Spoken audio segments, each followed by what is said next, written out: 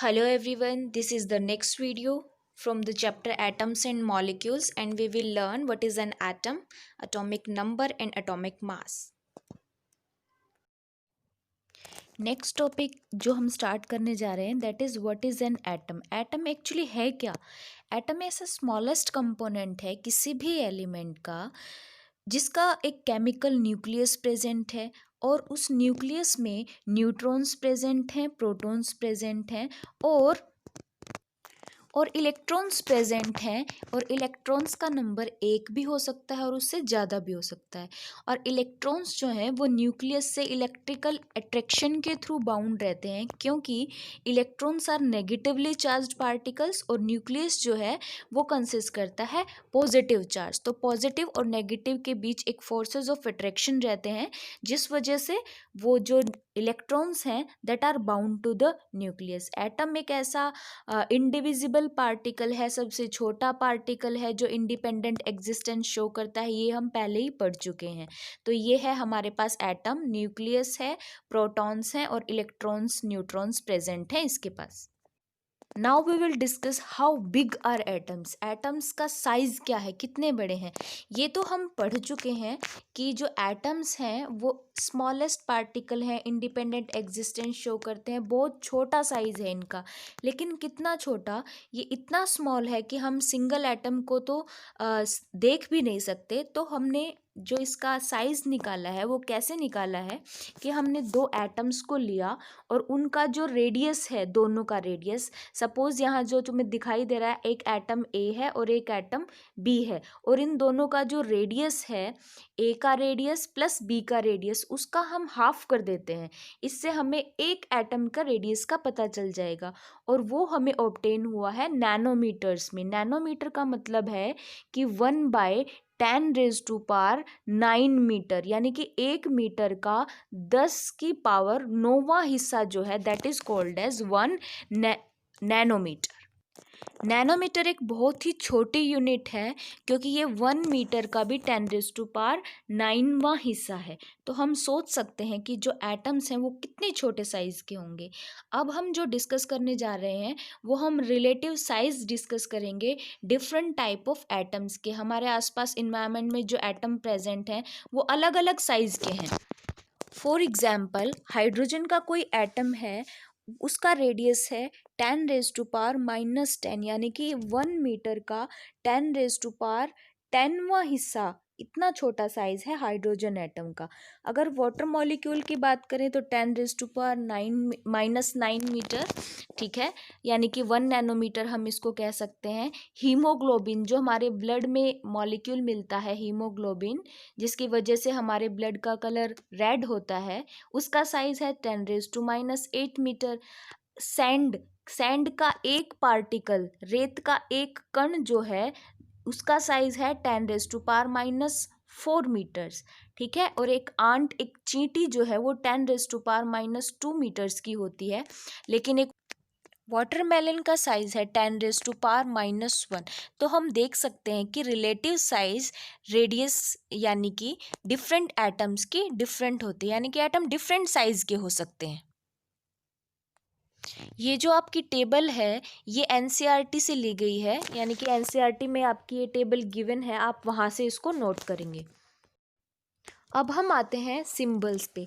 तो डाल्टन ने कुछ सिंबल्स दिए थे डिफरेंट एटम्स के लिए, जैसे हाइड्रोजन के लिए phosphorus, copper, gold, carbon, sulphur, lead, platina, oxygen, iron, silver, mercury. इन सब के लिए उन्होंने अलग अलग सिंबल्स को यूज़ किया कि अगर हमें इस पर्टिकुलर एटम को शो करना है तो हम इस सिंबल से शो करेंगे. ये टेबल भी आपकी एनसीईआरटी में गिवन है, ठीक है. तो डाल्टन ने एक फर्स्ट आइडिया पुटअप कर दिया था कि एटम क्या होता है उसके बारे में बताना, ठीक है. फिर उसके बेस पर, यानी कि उसकी डेफिनेशन के बेस पर, law of conservation of mass, law of definite proportion को उन्होंने एक्सप्लेन किया. उसी के बेस पर उन्होंने कुछ सिंबल्स दिए कि हम एटम्स को इस तरह से रिप्रेजेंट कर सकते हैं. मॉडर्न डे में जो हम सिंबल्स यूज़ करते हैं डिफरेंट एलिमेंट्स के लिए, वो इस टेबल में गिवन है। ये टेबल 3.1 है एनसीईआरटी से।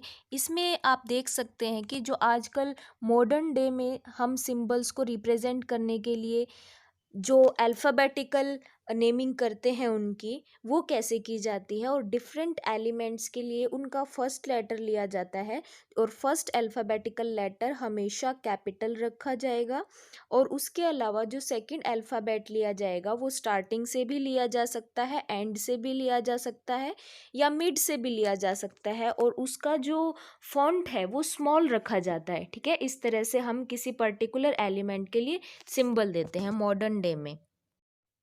नेक्स्ट टॉपिक है what is atomic number. Atomic number क्या होता है? तो कोई भी एटॉमिक नंबर होता है वो किसी भी एटम के अंदर अमाउंट ऑफ प्रोटॉन को बताता है कि इस पर्टिकुलर एटम में कितने नंबर ऑफ प्रोटॉन्स लोकेटेड हैं, और नंबर ऑफ प्रोटॉन्स को ही हम एटॉमिक नंबर कहेंगे। अब आता है कि पर्टिकुलर एटॉमिक मास यूनिट क्या होता है। एटॉमिक मास यूनिट एक ऐसी यूनिट है जो रिलेटिव मासेस ऑफ एटम्स को एक्सप्रेस करने के लिए यूज़ की जाती है। रिलेटिव मासेस कैसे कि एक एटॉमिक मास यूनिट जो है 1/12 मास ऑफ कार्बन 12 एटम लिया जाता है।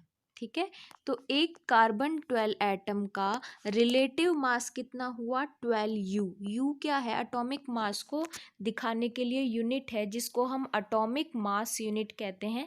पहले इसको AMU लिखा जाता था, लेकिन आजकल मॉडर्न डे में इसको स्मॉल u से रिप्रेजेंट किया जाता है, जो दिखाता है कि एटॉमिक मास यूनिट। ठीक है, an atom with a mass equal to 1/12 the mass of a carbon 12। Carbon को हमने एज अ स्टैंडर्ड ले लिया, यानी कि हमें किसी पर्टिकुलर एटम का मास पता करना है तो हम उसको कार्बन 12 से कंपेयर करके देख लेंगे। यानी कार्बन का मास हमें पता है 12 है, तो उसके रिलेशन में उसका मास कितना है, इसीलिए इसको रिलेटिव एटॉमिक मास बोलते हैं। ठीक है, तो अगर कोई एटम जिसका मास इक्वल है किसके? कार्बन 12 के 1/12 मास के। ठीक है, तो वो किसके इक्वल हुआ? 1 मास, एटॉमिक मास यूनिट हुआ। इसको समझने के लिए हम एक तरीका और ले सकते हैं। सपोज हमारे पास एक वाटरमेलन है। ठीक है, उस पूरे वाटरमेलन का मास है 12 एटॉमिक मास यूनिट। अब हमने उस वाटरमेलन से 12 पीसीज कर दिए, तो हर एक पीस का मास कितना होगा? 1/12 होगा ना, और वही 1/12 किसके है?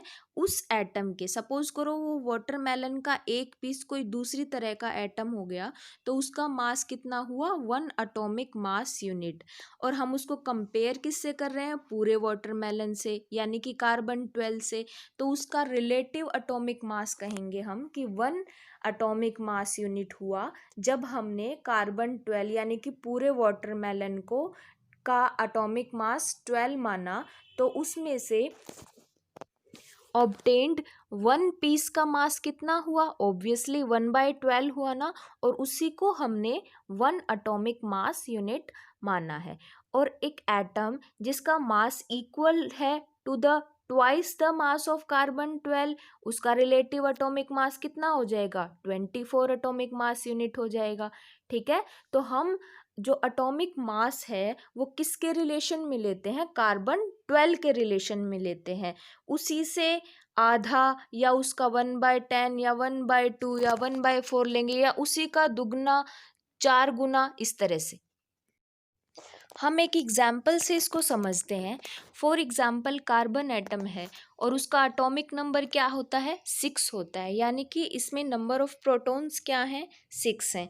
और अगर हमें नंबर ऑफ न्यूट्रॉन्स भी बता दिया जाए तो हम उसका एटॉमिक मास कैलकुलेट कर सकते हैं, क्योंकि atomic mass is equal to number of protons plus number of neutrons. तो नंबर ऑफ प्रोटॉन और नंबर ऑफ न्यूट्रॉन को जब हमने ऐड किया तो we will get the atomic mass of that particular element. एक एग्जाम्पल और ले सकते हैं। फॉर एग्जाम्पल हीलियम के लिए एटॉमिक नंबर हमारे पास 2 है और मास नंबर हमारे पास 4 है और एलिमेंट का सिंबल He है। यानी कि अगर हमें एटॉमिक मास निकालना है तो हम नंबर ऑफ प्रोटॉन यानी कि 2, और हमें पता है कि इसमें 2 न्यूट्रॉन्स हैं, वो आपको क्वेश्चन में गिवन होगा, ठीक है। तो प्रोटॉन प्लस न्यूट्रॉन को हमने ऐड किया, 2 प्रोटॉन हैं इसमें और 2 न्यूट्रॉन हैं, तो हमारे पास एटॉमिक मास जो ऑब्टेन हुआ है दैट इज 4। बेटा अब एक टेबल है एनसीईआरटी में दैट इज़ 3.2, उसमें कुछ एलिमेंट्स के एटॉमिक मासेस गिवन हैं। फॉर एग्जांपल हाइड्रोजन का एटॉमिक मास यूनिट 1 है, कार्बन के लिए 12 है, nitrogen 14, oxygen 16, sodium 23, magnesium 24, sulphur 32, chlorine 35.5, calcium 40। मैंने इस जो फर्स्ट वीडियो अपलोड की थी उसके स्टार्टिंग में मैंने कुछ एलिमेंट्स दिए थे और उनके सामने उनके 1 से 20 तक के एटॉमिक नंबर के एलिमेंट्स की एक सीक्वेंस मैंने आपको सेंड किया था और कहा था कि ये 1 से 20 एटॉमिक नंबर्स और एटॉमिक मासेस इन एलिमेंट्स के सिंबल लर्न करने हैं। यानी कि 1 से 20 तक जिन एलिमेंट्स का एटॉमिक नंबर है उनके सिंबल्स और मासेस आपको लर्न करने हैं, ये बोला था मैंने, तो यू शुड लर्न दैट। बेटा एटॉमिक नंबर और मास नंबर यानी कि एटॉमिक मास से रिलेटेड जो भी न्यूमेरिकल्स आते हैं वो तुम्हें इसी फॉर्मूला पे बेस्ड आते हैं कि आपको number of neutron, atomic mass या एटॉमिक नंबर, तीनों में से कोई एक चीज़ क्वेश्चन में पूछी गई होगी और बाकी 2 चीज़ें आपको दी होंगी, तीसरी चीज़ आपको कैलकुलेट करनी है। तो एक बहुत ही सिंपल फॉर्मूला है कि नंबर ऑफ न्यूट्रॉन्स अगर आपको कैलकुलेट करना है तो you will have to deduct the atomic number यानी कि number of protons from atomic mass. देखो एटॉमिक मास क्या है, प्रोटॉन प्लस न्यूट्रॉन, ठीक है। अब न्यूट्रॉन का नंबर निकालना है तो टोटल में से प्रोटॉन का माइनस करोगे तो न्यूट्रॉन का नंबर आ गया ना, यानी कि नंबर ऑफ न्यूट्रॉन कैलकुलेट करना है तो p प्लस एन जो होगा उसमें से n आपको डिडक्ट करना है। n मतलब नंबर ऑफ प्रोटॉन्स जिसे हम एटॉमिक नंबर कहते हैं। तो सिंपल सा फॉर्मूला हुआ number of neutrons is equal to atomic mass जिसे कैपिटल M से रिप्रेजेंट करते हैं minus small n which is represented by atomic number.